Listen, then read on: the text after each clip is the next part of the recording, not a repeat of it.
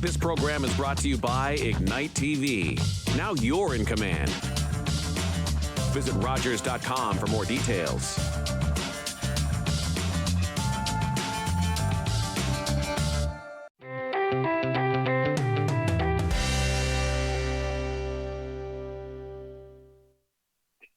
Hello, and welcome to Her Story, the show that encourages more women to explore the possibility of using their skills and talents by participating in leadership roles within our community. I'm Tiffany James, and I have the pleasure of hosting this program.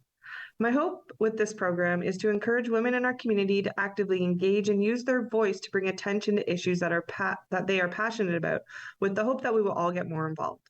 Please welcome my guest, Aidan Ware, Director and Chief Curator of the Art Gallery, Culture and Tourism for the City of Owen Sound. She has more than 20 years experience in art management, and she's a passionate advocate for artistic engagement and in the belief that creativity forms the foundations for thriving, strong, dynamic communities. Hello, Aidan. Thank you for joining me today. Hi, Tiffany. Thanks so much for having me. I am so excited to talk to you. Can you tell us a bit about your background and what made you want to study art? Absolutely. Well, as you noted, I've been working in art galleries for just over 2 decades. I'm really at that cusp right now where I've reached my milestone of 2 decades. So it's pretty exciting to be able to look back and think about that. But really, my journey with art began in university when I attended an arts intensive study program through Queen's University at a castle called Herstmonceux in England. And it was a really extraordinary opportunity because it was a travel-based program.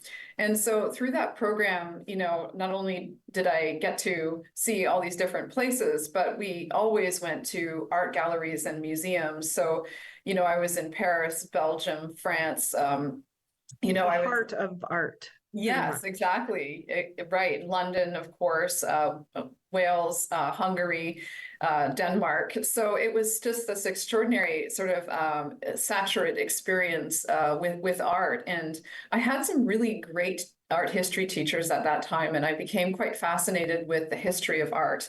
And so that's what really directed my study. And when I came back, I attended the University of Guelph, and one of the first things I did was go to the art gallery. And then I got a job there, and I think I was on the front desk in public programming as my first role. And I ended up staying and moving through various positions there for 10 years before taking on the directorship at the Stratford Art Gallery.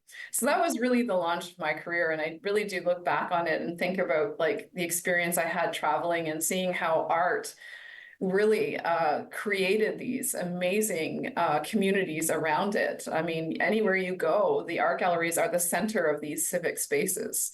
And so that was really something that made me feel welcomed and that there was a place for me no matter where I was. And I know here in Owen Sound, we are very proud of our that Thomson and the group of 7. So I think that it's a great. I can remember being in high school and I would just come after school and just tour the art gallery. So it's one of my favorite spots to go in the city. Can you tell me a bit about what your favorite thing is about the Tom?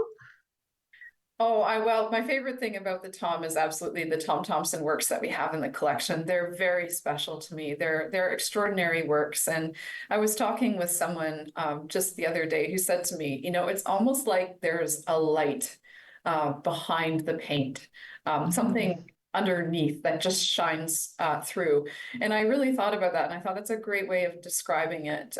For me, they just have this extraordinary feeling to them. And I've written an article for Escarpment magazine recently. They'll be doing a big feature on the gallery and on Tom Thomson. And in it, I describe this sense of belonging that they create. And I think of art that way, that it makes us belong, and it makes us belong to each other, which is a really extraordinary thing.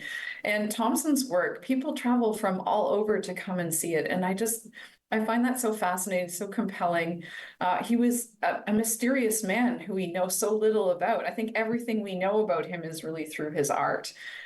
We don't know how he died. We don't know who he loved, or whether he truly loved too much butter on his mashed potatoes, as we've heard before. He is an enigma. And so I think for me, the heart of the gallery really resides with this extraordinary collection that we have. It's the fourth largest collection of Thomson's work in the world at a public institution. And I was just going something- to ask that. How many pieces do we have as part of the collection? Yes, so we have approximately, well, we have a number of like painting sketches. We don't have any large works in the collection, like the studio pieces. So he essentially would go out into nature and do these quick little sketches on smaller canvas or board, I should say. And then he'd bring them back, and some of them he would transfer onto a larger canvas, which unfortunately we don't have. But many people feel that these, including myself, that the smaller sketches are actually much more raw, much more emotional, much more of the moment, because he was literally out in the wilderness doing these paintings.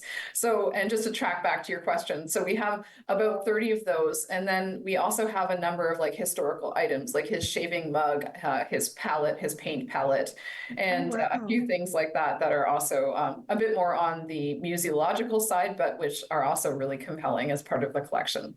Oh, that's cool. I didn't know that. So I could talk about Tom all the time, but we're here to talk about you. So can you tell me what the main influences are in your life? Like what led you to art? What led you to art curating? Why is that a passion of yours? And I think I sort of just touched on that a little bit, but I think early on in my career, I realized that art could open up conversations that don't exist elsewhere. It offers space for people of all walks of life, of all states of being.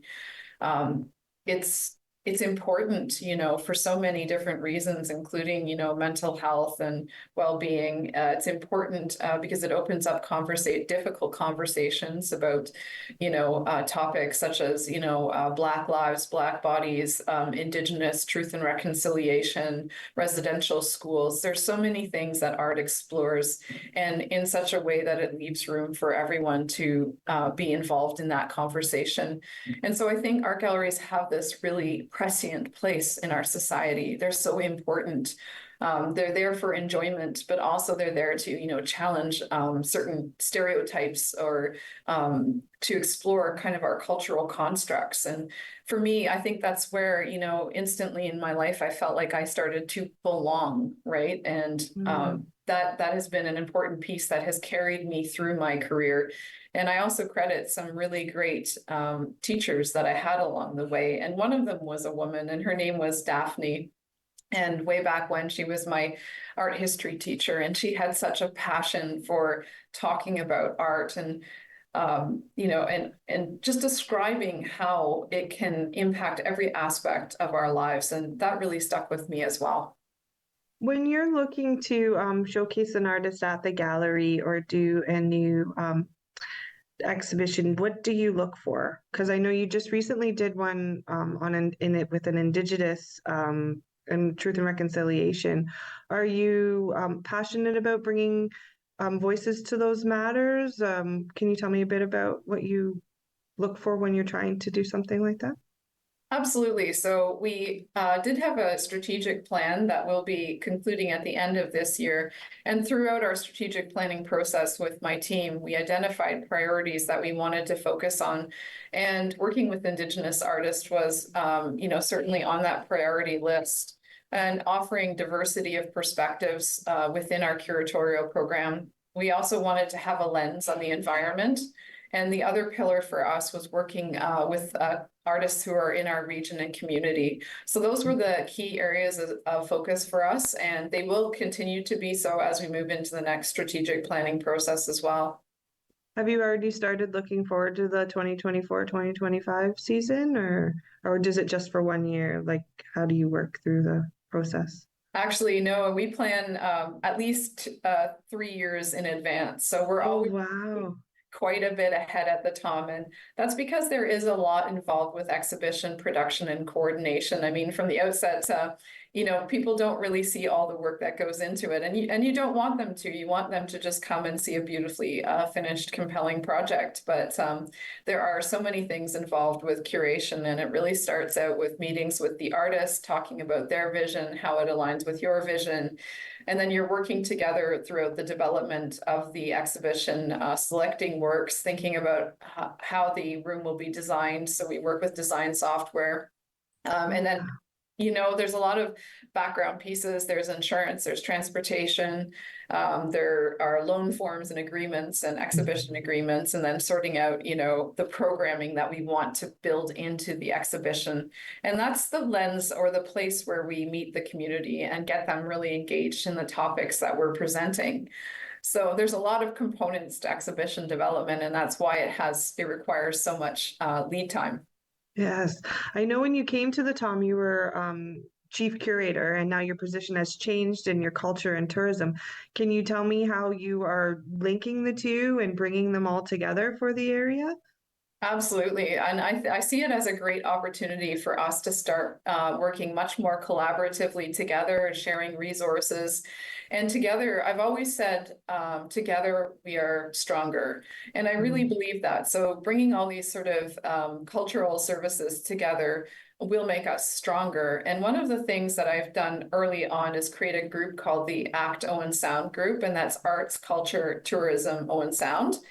And I've invited anyone that has a stakehold in any of these arts, culture, or tourism areas to the table. And we started to discuss ways that we can work together to promote Owen Sound, to advocate for our cultural sector, and to move that forward. And so I think this group has been really making some good strides in thinking about what some of the challenges we're facing in Owen Sound, and also how we can move forward with some new opportunities, such as creating packages for people that might have a focus on art experiences or environmental experiences, those kinds of things. So I think that's been a really positive collaborative approach that I've been able to take. But there are other things, like since I've taken over tourism, culture, and events, I now see ways that we can all integrate on larger projects. For instance, next year, we have a major exhibition coming to the Tom that we are curating. It's called the Tom Thomson Homecoming Exhibition, and it will feature all of the works that we can gather that have Owen Sound content in them that Tom Thomson created. So there are many works that are not in our collection, that are in other collections or private hands, that feature like Harrison Park that he painted, or other local landscapes. And so we're going to be bringing them back home to the Tom. And it'll be a really, really special time for us. And so thinking about how tourism and events can tie into this and make it a much wider community celebration for Owen Sound. So I think the pieces are still coming together as we're learning with each other. And I think it's a really exciting time. And I'm looking forward to building more larger scope things. That sounds amazing. If anyone wanted to get involved in the ACT program, how would they go about doing that? They could absolutely contact me. And I'm just at aware@tomthompson.org. Okay, awesome. What changed, or what pivotal moment inspired you that you wanted to become more involved in the community, or that you knew that art had this big impact in the community and needed a strong voice? Well, I think that's a multifold question. I grew up in Meaford, actually. And so Owen Sound is very dear to me because I spent a lot of time here throughout my life. And I lived out in the world. Like I was in Guelph for 10, and then I took over as director in Stratford. And then I actually took over as director in Cambridge before coming to the Tom. So I had been out and away for a while, but this area is really important to me. And coming back to Owen Sound, you realize that there are so many cultural assets here. I mean, we have the Roxy, we have GB Arts, we have the Artist Co-op, we have Grey Gallery. I mean, I can't list them all. It's incredible.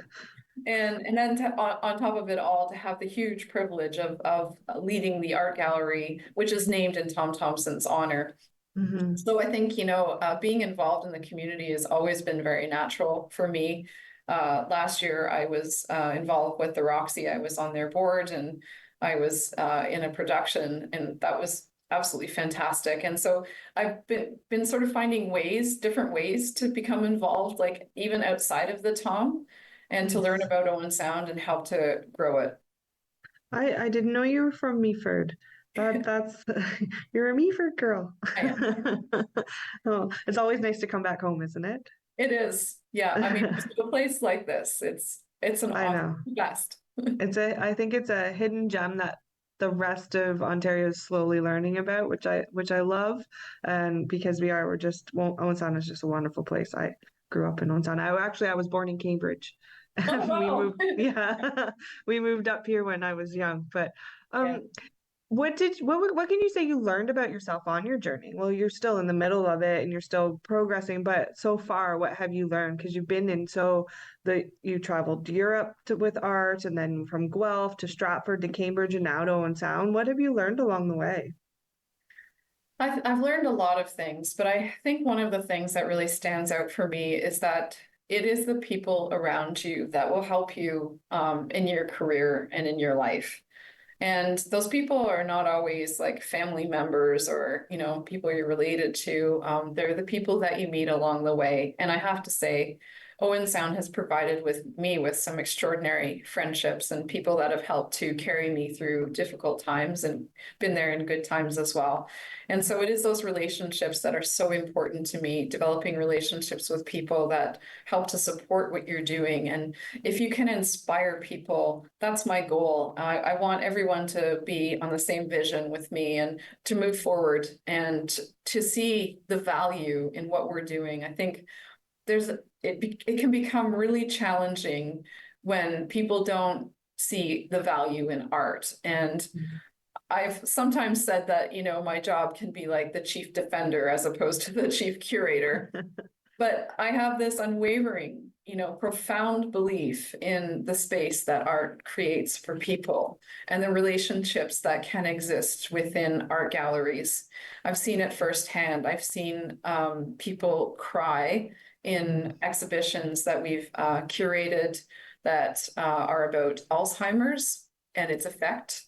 I've seen people, angry when they're faced with truth and reconciliation materials and artistic experiences. So, you kind of see the range. You also see joy. You see the joy of people visiting Thomson's work and solace within that. So there's a whole range of, emotions around that. But for me, it really does circle back to the community and to the people. Now, the Tom just underwent a renovation at the front of the building. It looks fantastic. Is there any more plans to within the space of the Tom that you can share with us? Yeah, so I'll just give you an update. Obviously, the front entrance is complete. We are still waiting on the elevator project to be complete. So they anticipate by the new year, we'll have the elevator up and running. So we're quite excited for that. We do have a couple of other major projects coming up. One of them is a complete double HVAC replacement in 2025, which will impact us to some degree, probably for a little over a month as we switch out those HVACs. But they're so important because they regulate the temperature and humidity for the collection, which Yeah. is incredibly important to preserving the artworks. And I don't know if people know this, but you have to maintain very steady temperatures. And you have to prove that you maintain these temperatures if you wish to borrow from other art institutions. So that's going to be happening. And at the same time, right now, we are undertaking a feasibility study to look at expanding the art gallery and looking at different models of combining the art gallery, perhaps opening it up with the library, which would be an enormous, opportunity for us to be much more collaborative and open with each other. So we're quite excited about those prospects. We anticipate that there will be a report going to council in February with the results of the feasibility and market analysis from that. That's excellent. Oh, like I said, I just love that space. And the elevator will make it. I know I personally have had an event at the Tom, and carrying sound equipment up those stairs was quite the workout. So it would Yeah. be nice to have the elevator in place. What is something that piques your interest or unexplored territory for you outside of what you currently do?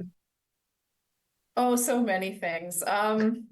People probably don't know this about me, but I am, or they may. I'm an avid cyclist, and so I recently got involved with the Owen Sound Cycling Club last year, and now I'm sitting on their board. And so I think, I have lots of interests outside of work. I love to be outdoors primarily. I enjoy camping and hiking and spending time with my dog, of course. But yeah, I mean, I have a wide and changing base of interests. Of course, I love reading and visiting other art galleries and things like that. But yeah. So cyclists like long distance cycling or Yeah, mountain? so I have three bikes. One of them is a road bike, and I absolutely love my road bike. I have a gravel bike, which I also really love, especially for this time of year, because you can get onto roads that are, just less traveled and it's more rugged bikes. So it's a lot of fun. You can get out in the back bush. And then I have a mountain bike as well. Okay. But for me, I really do love road riding. There's something about it to me. There's a meditative quality. I go Mm. for very long distances at times. And I think the longest ride I've done, I did 170 kilometers last year, tour up the Bruce Peninsula towards Lion's Head, up over to Red Bay and back around to Owen Sound. So that was really incredible. And I was Wow. also part of the Grey Highlands Grand Fondo, and I did the whole 135 kilometers, and I had the fastest time for women, which Whoa, was amazing. that is amazing. Congratulations. Oh I my was very goodness. proud. Yeah. So you mentioned camping. Have you been to any of the scenery where Tom has painted himself, like where he went? Is Algonquin one of your, it's my happy place. That's what I call it. All my friends know that. I love going to Algonquin. So have you visited any of his spots? Absolutely. I've been up to Algonquin many times and certainly visited Canoe Lake and yeah, many of the back areas there. I also really enjoy Killbear, another spot where members of the group of seven would have been painting up that way as well. There are also lots of places up towards Sudbury. And yeah, so just kind of I do love getting out into that back bush area. And if I had more time, I'd be one of those really more rugged backpack campers. Yeah, I say that too. I now have two young boys, so I don't get to go out as much. They want to go as well, and I'm like, not until you can carry your own stuff because I'm not carrying your stuff into the bush. But yeah, it's just you can understand why Tom loved it so much because I find it's so serene and peaceful. It's crazy. Yeah. Absolutely. And at Killbear, there's one tree and it's really bent over. It's a famous white pine, and it always makes me think of Tom. And that white pine, it's such an inspiration. It just hangs on and it's hundreds of years old and it's been blown by the wind right over, the west wind right over. And it's so gorgeous. And it just that desire to live and to keep going and find strength, even when it's growing in a rock. I know. I mean, I know. Yeah, I love it. Now, I know that the Tom is actively involved in the community. One of the things I know is that I was at the Frog Pond and you have your own coffee there, yes, which is I very do. good. Did you try it? I did. It's So delicious. I have to tell you the story. So I just started when I arrived here, going for my coffees, and I drink it like a decaffeinated Americano with milk, honey, and then like all the spices that they have there. And then it just became like the Tom. Every time they saw me, they're like, "Yeah, just make the Tom." So now it's like a specialty drink there.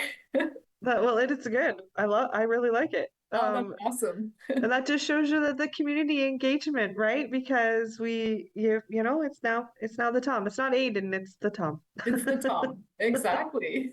And I think, doesn't that just show you what a great community we have, the way we're able to just bounce off each other and, really come to care and about those particular little things. And Absolutely. yeah, Yeah. Now, does the Tom plan on working with all the other small museums in the area? Like I know we have you mentioned Great Gallery, but we also have Billy and we have Community Waterfront. Is that something that you are working collectively together to try to um do some tours where everyone can come to each museum or anything like that?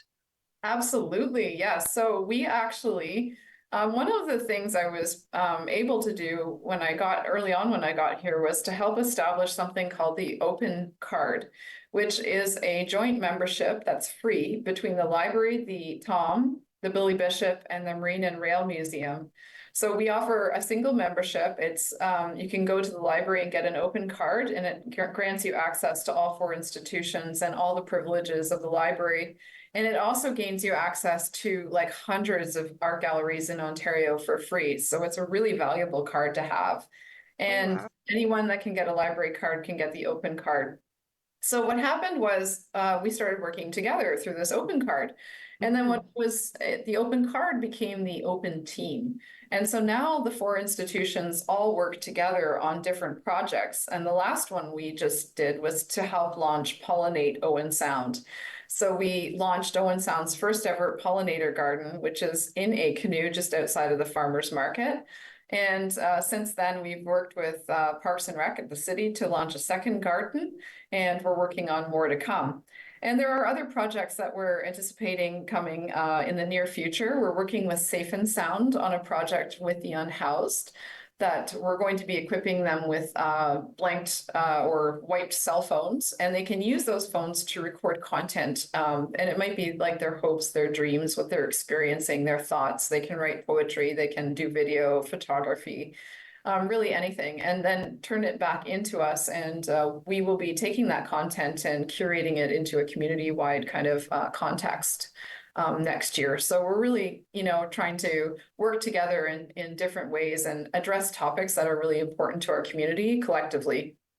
I love that. What a great idea. Yeah. Aidan, tell me what advice you would give to someone who is maybe trying to find their voice, who's interested in art culture, who is interested in even just getting involved in the community, and how they would go about to do that. Yeah, I think the number one thing is just making relationships. And that's something I talked about a bit earlier as being just a central point in my life, is just reaching out, getting involved with things. And, if you're interested in the theater, start by, auditioning for something, a small role, or if you're on the administrative side, perhaps see if you can be on the board. Or volunteer. Volunteerism is a great way to get involved in something and to determine how you want to move forward and what you're interested in. So I think just making those relationships is a building block, and a really important building block in your career or in anything, in being a newcomer to a community. Just reaching out is the first step. Absolutely.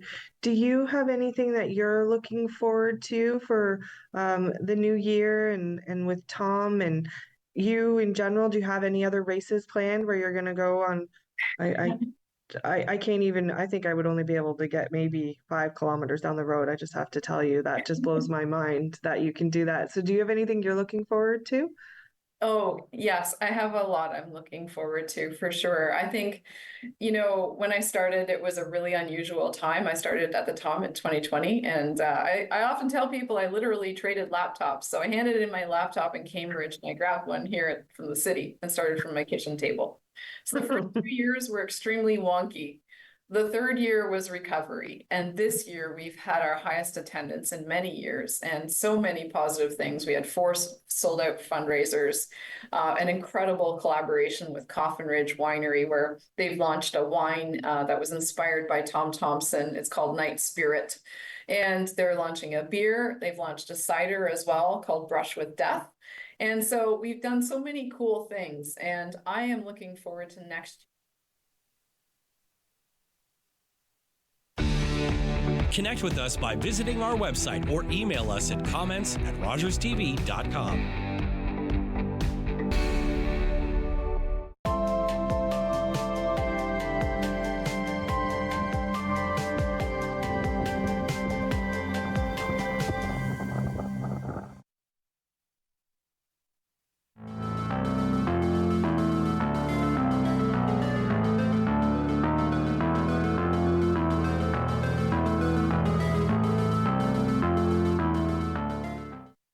Think it's okay to drive high?